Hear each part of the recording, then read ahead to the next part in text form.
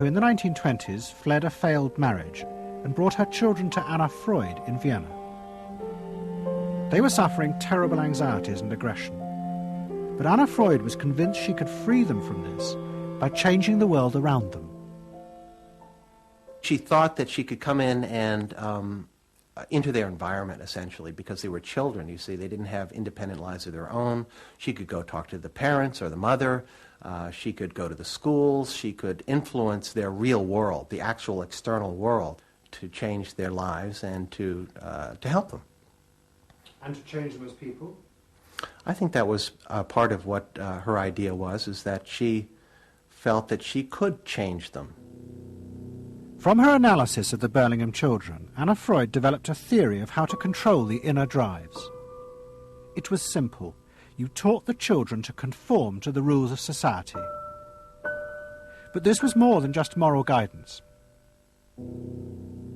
Anna Freud believed that if children like the Burlinghams strictly followed the rules of accepted social conduct, then as they grew up, the conscious part of their mind, what was called the ego, would be greatly strengthened in its struggle to control the unconscious. But if children did not conform, their ego would be weak, and they would be prey to the dangerous forces of the unconscious.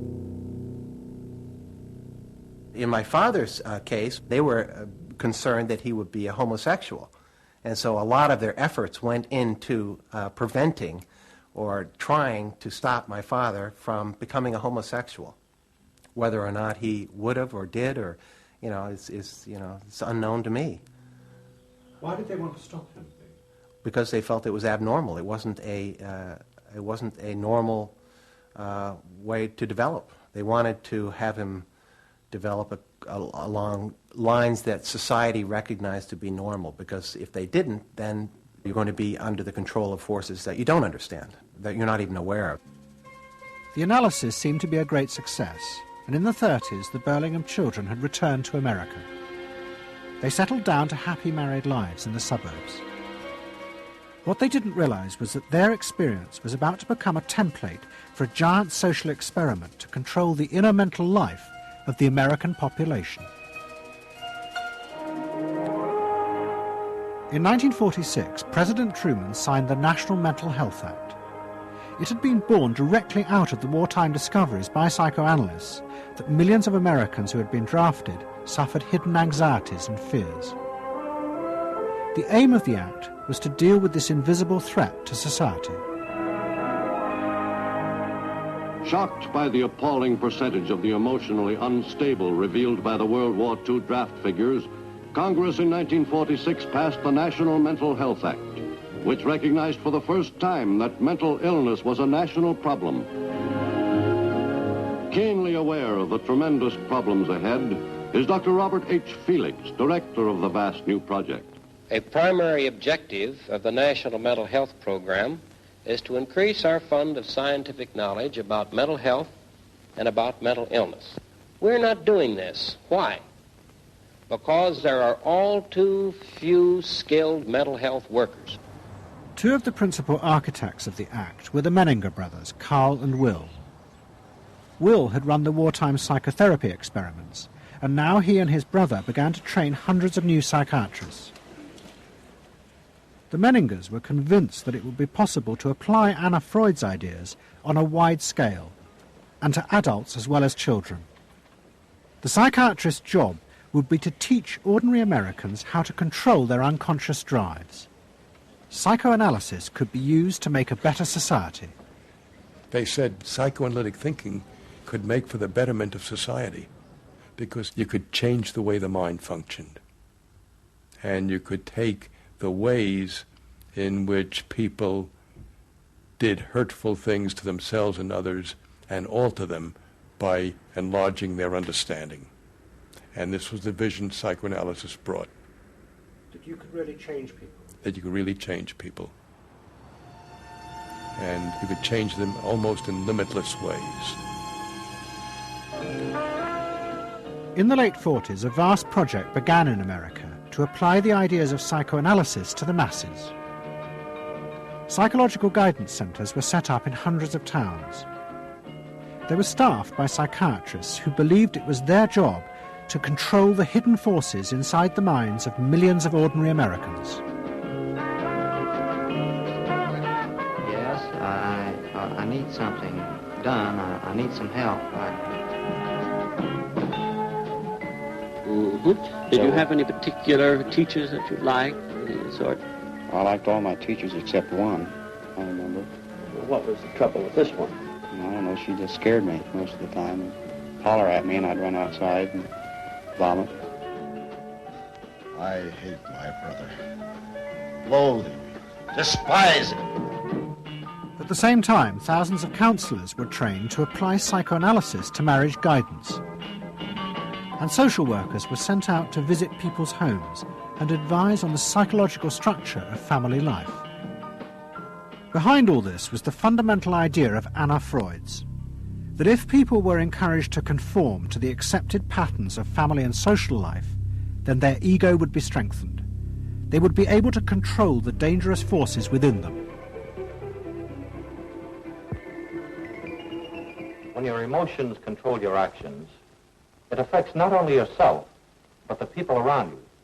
And if this sort of flare-up is repeated often, it might lead to a permanently warped personality. You can control the fire of your emotions so that your personality becomes more pleasant. So we expect that someone who's been through that experience to be much more insightful, much more understanding, and a much better regulated person. And what happens to the dog? And regulation includes being able to let go, as it were, to enjoy a football game or a soccer game.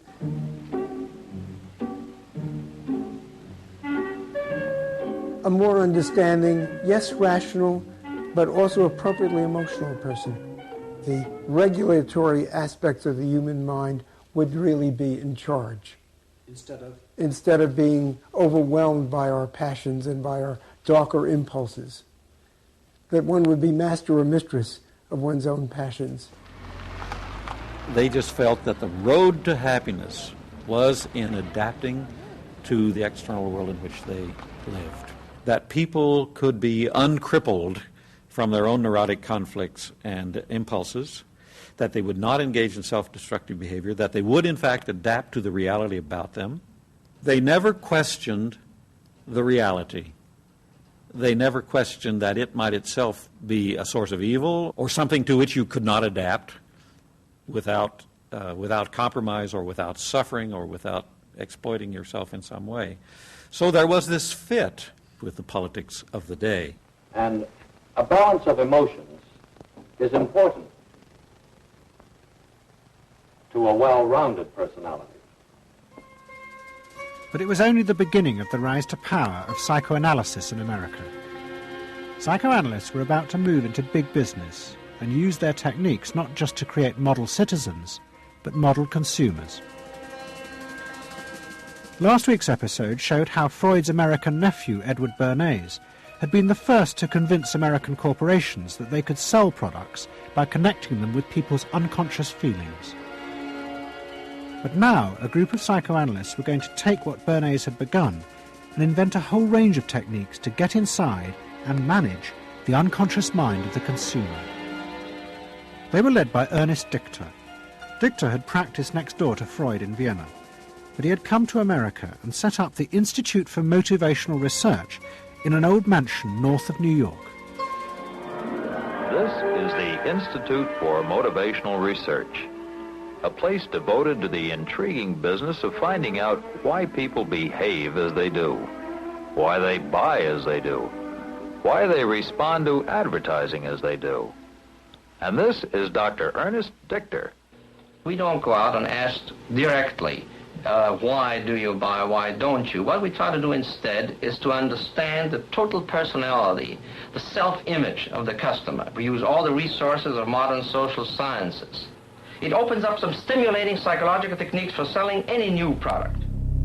Like the other psychoanalysts, Dichter believed that American citizens were fundamentally irrational beings. They could not be trusted. Their real reasons for buying products were rooted in unconscious desires and feelings. And Dichter wanted to find ways to uncover what he called the secret self of the American consumer. He was trying to get out of people's mind